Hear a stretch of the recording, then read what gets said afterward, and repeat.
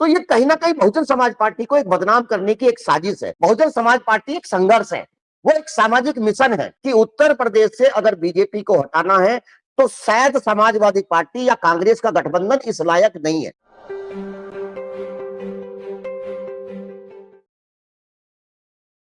उत्तर प्रदेश का सियासी पारा गर्म है। लखनऊ में राजनीतिक गतिविधियां लगातार नजर आ रही हैं। कांग्रेस पार्टी कुछ दलित नेता बहन मायावती के द्वार पहुंच जाते हैं। बड़ी बड़ी हेडलाइन बन रही कांग्रेस नेताओं की नो एंट्री। अब इमरान मसूद का भी हालिया बयान आया है। वो कहते हैं कि बिना अपॉइंटमेंट के नहीं जाना चाहिए था, ये जल्दबाजी है। बसपा के लोगों का इस पे तर्क है कि बसपा के ऊपर ठीकरा फोड़ा जा रहा है कि बसपा के जो नेता हैं बहन मायावती वो मिलती नहीं है। अब कांग्रेस पार्टी इस राजनीतिक स्टंट के जरिए दलित नेताओं को आगे करके बसपा के पाले में गेंद फेंकना चाहती है। सारे मामले में सच्चाई क्या है उसकी तह तक जाएंगे और हमारे साथ एक जाने माने विश्लेषक है डॉक्टर सतीश प्रकाश जी।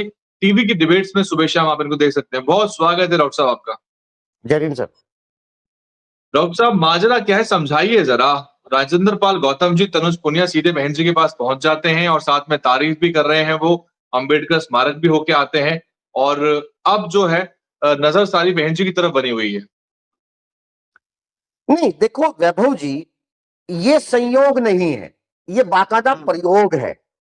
कांग्रेस ये जानबूझ करके इस तरह का एक माहौल उत्तर प्रदेश में कहीं ना कहीं बनाना चाहती है। और ये कहीं ना कहीं जो दलित लीडर जो काम कर रहे कांग्रेस के अंदर, ये पहली बार नहीं हो रहा। ये कहीं ना कहीं एक राजनीतिक सुपारी है बहुजन समाज पार्टी को खत्म करने के लिए और बहुजन समाज पार्टी को बदनाम करने के लिए। याद कीजिए पिछले लोकसभा इलेक्शन के टाइम में बीजेपी के एक दलित लीडर हैं उदित राज, उन्होंने जिस तरह की भाषा बहन जी को प्रयोग किया, उनका गला दबा देना चाहिए, तब कांग्रेस के लोगों ने बाकायदा उससे दूरी तो बनाई लेकिन उनके खिलाफ कोई भी कार्रवाई नहीं की। उसी दूसरी कड़ी का, चूंकि उत्तर प्रदेश में कहीं ना कहीं चुनाव होने वाले हैं और ये राजेंद्र पाल जो हैं लीडर हैं, एक वो पुनिया जी का बेटा है, ये बाकायदा जाकर के दरवाजे के सामने खड़े होकर के जिस तरह का इन्होंने फोटोग्राफी करी और वो फोटोग्राफी को कहीं ना कहीं आपने सोशल मीडिया के ऊपर जिस तरह से प्रयोग किया है, तो ये कहीं ना कहीं बहुजन समाज पार्टी को एक बदनाम करने की एक साजिश है।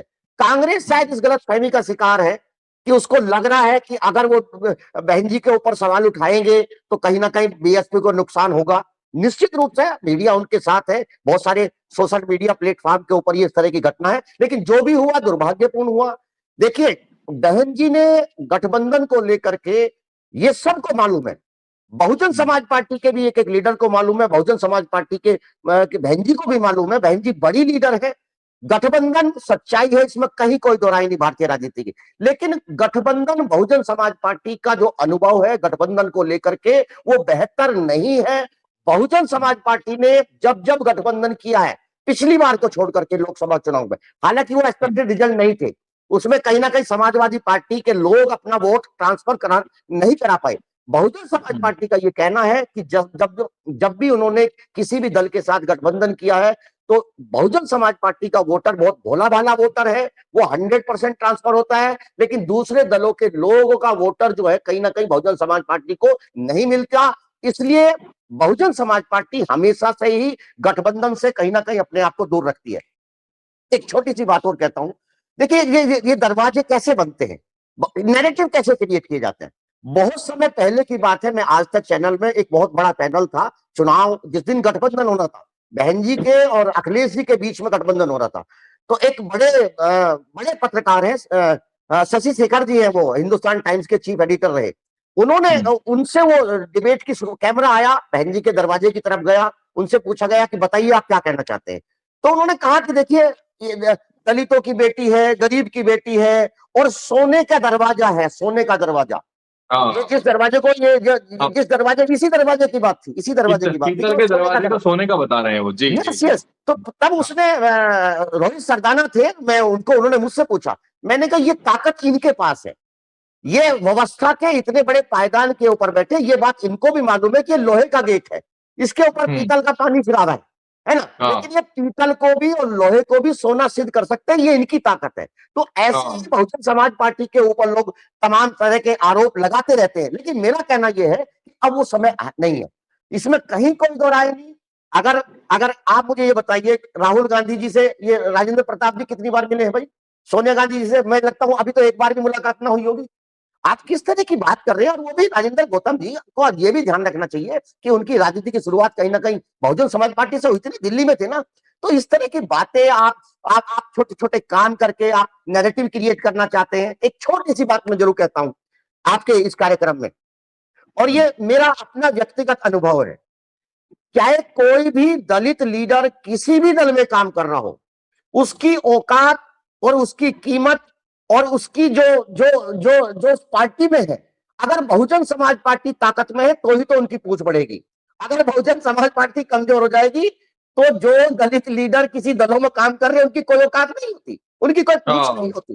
तो ये भी थोड़ा सा ध्यान रखना लेकिन चाहिए डॉक्टर मेरा जी सवाल ये है कि क्या जी। कांग्रेसी नेताओं को ये जिम्मेदारी दे दी गई है कि वो किसी भी तरह से साम दाम दंड भेद से षड्यंत्र करके या कैसे भी जो है बहन जी के ऊपर आक्षेप लगाएं, उनके ऊपर सवाल उठाएं, या फिर उनको इस मीठी राजनीति में फंसाएं कि हम तो मिलने गए थे आपका हालचाल जानने के लिए, आपने द्वार नहीं खोला, मिलने नहीं दिया। जबकि इमरान मसूद खुद कह रहे हैं कि ये जल्दबाजी नहीं करनी चाहिए थी, इस तरह बिना अपॉइंटमेंट के कोई नहीं मिलता है। अब उदित राज जी का बयान आप देख लीजिए, प्रोफेसर रतन लाल भी बहन जी को टारगेट करते हैं कई बार, तो उधर वो टारगेट करते हैं, इधर राजेंद्र पाल गौतम जी जो है वो तारीफ करके वहां मिलने चले गए। नहीं, ये देखो, ये कांग्रेस के जो सुनिए, ये लीडर नहीं है बेसिकली। ये जो दूसरे दलों में काम करने वाले लोग हैं, हालांकि मैं वो समाज का हिस्सा है और मैं ऐसी बातें कभी किसी भी समाज के व्यक्ति के लिए, चाहे वो किसी भी दल में काम करे, मैं इस तरह की भाषा का प्रयोग नहीं करता। लेकिन ये लीडर नहीं है, ये लोडर है। ये पार्टी की नीतियां नहीं बना सकते। इनका काम, जितना काम इनको दिया जाता है उतना ही काम ये करेंगे।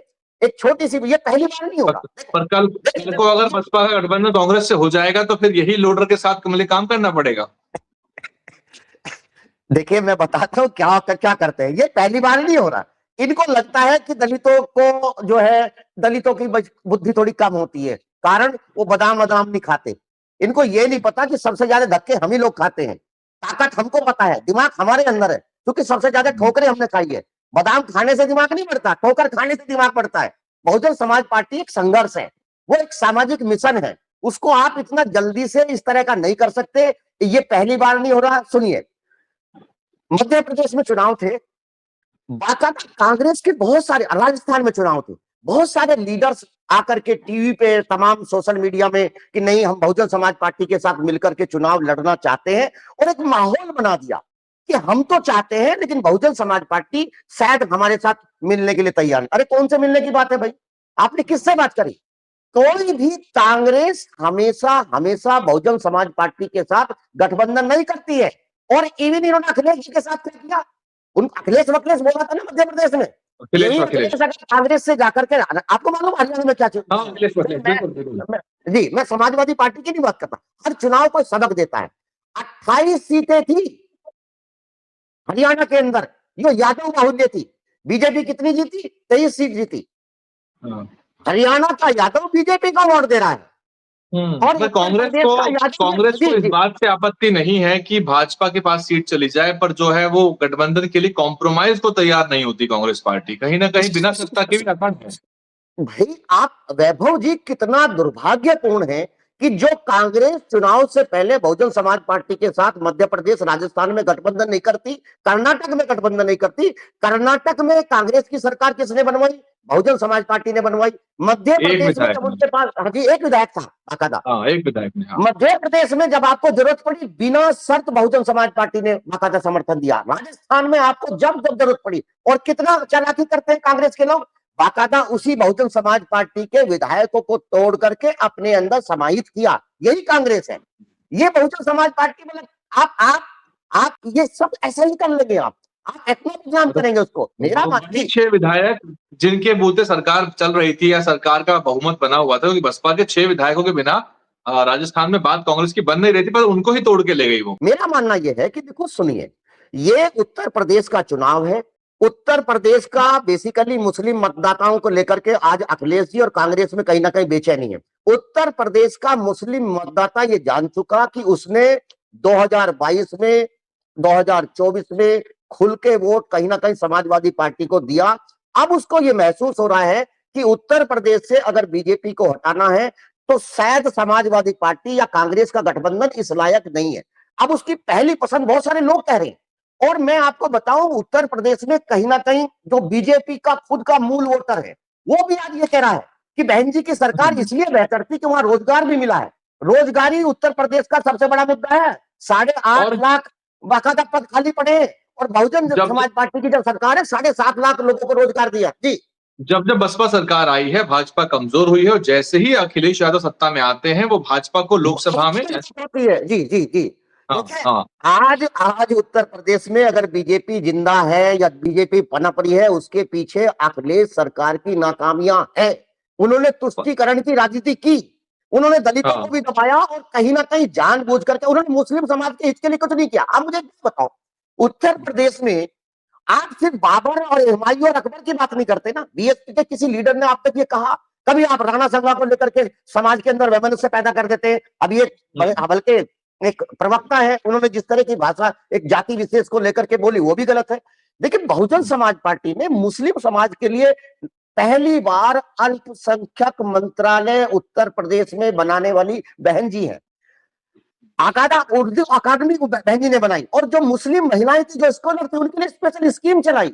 उनको जो एजुकेशनल इंस्टीट्यूशन में बाकायदा उनकी हिस्सेदारी सुनिश्चित करी, उनको बहुत सारा स्कॉलरशिप दिया। तो ये कहीं ना कहीं अब मुस्लिम लोगों के बीच में भी ये बात चिंतन है कि बहन जी की सरकार आती है, बिल्कुल सीधी सच्ची सरकार होती है, कोई अपराधी नहीं। अपराधी के खिलाफ अपराधी जैसा व्यवहार होगा। अगर अपराधी बहुजन समाज पार्टी का एमपी होगा, अगर अपराधी बहुजन समाज पार्टी का विधायक होगा, बहन जी जैसी ही लीडर उसे अपने घर बुला करके बाकायदा जेल में भेज सकती है, कोई मतलब नहीं है। तो मेरा मानना यह है कि उत्तर प्रदेश में अब लोगों के बीच में मंथन है। योगी सरकार 100% नाकाम है। कानून अभी आ रहा था आंकड़ा, 17,000 एनकाउंटर किए योगी सरकार ने। 17,000 एनकाउंटर करने के बावजूद भी उत्तर प्रदेश में अपराध मुक्त नहीं हो चुका। बहुजन समाज पार्टी की सरकार में आरंभिक समय में एक बागपत एक जिला था, वहां कुछ बदमाशों ने एक जैन समाज के व्यापारी की हत्या की, तो बाकायदा दो लोगों का एनकाउंटर हुआ। उसके बाद में उत्तर प्रदेश का एक भी अपराधी सड़क पर नहीं था, सब जेल में थे, सब अंदर गए, कोई अपराध नहीं था। शक्ति है और तरीका है, लोगों को कहीं ना कहीं याद आ रहा है। जी, बहुत शुक्रिया डॉक्टर सतीश प्रकाश जी। और 24 तारीख को बहन जी ने अधिवेशन भी बुलाया है और हो सकता है आगे की रणनीति को लेके बड़े फैसले लिए जाएं। लेकिन उत्तर प्रदेश की राजनीति में जो है, इस भरी गर्मी में जब गतिविधियां कम हैं, लोग घर में अपने एसी कूलर में बैठकर काम करना चाह रहे हैं, लेकिन राजनीतिक गलियारों में जो सत्ता की जो गलियारों में एक तरह सरगर्मियां अचानक से और भी तेज हो गई हैं जून की गर्मी में। आने वाले समय में भी आपको और गतिविधियां देखने को मिलेंगी। कांग्रेस और प्रयास करेगी कि किसी न किसी तरह से सारा ठीक रहा जो है वो बसपा के ऊपर फोड़ा जाए, ताकि बसपा कटघरे में खड़ी नजर आए और कल को अगर वो अकेले चुनाव लड़ना चाहें तो कम से कम उसका आरोप बसपा के ऊपर मढ़ दिया जाए। हालांकि बसपा की अपनी शैली, अपनी रणनीति है और बसपा को ये भी पता है कि समाजवादी पार्टी एक हद तक सैचुरेट हो गई है। मुख्य तौर पर मुसलमानों ने उनको सीटें दिलवाई, विधानसभा की बात करें या फिर हम लोकसभा की भी बात कर सकते हैं, लेकिन अब उसके बियॉन्ड सीट लाना उनके लिए संभव नहीं है। इसलिए कंप्लीट वोट टिल्ट और कंप्लीट वोट शिफ्ट जब होता है बसपा की तरफ, तो भाजपा सत्ता से बाहर खड़ी दिखाई देगी। ये आंकड़े साफ बता रहे हैं। बहुत शुक्रिया डॉक्टर साहब आपका। जय हिंद सर। जय भीम। DNN हिंदी को सब्सक्राइब करने के लिए दबाएं लाल रंग का सब्सक्राइब बटन और घंटी का बटन दबाकर ऑल नोटिफिकेशन पर क्लिक करें। चैनल को जिंदा रखने के लिए नीले रंग का ज्वाइन बटन दबाकर चैनल को आर्थिक सहयोग करें।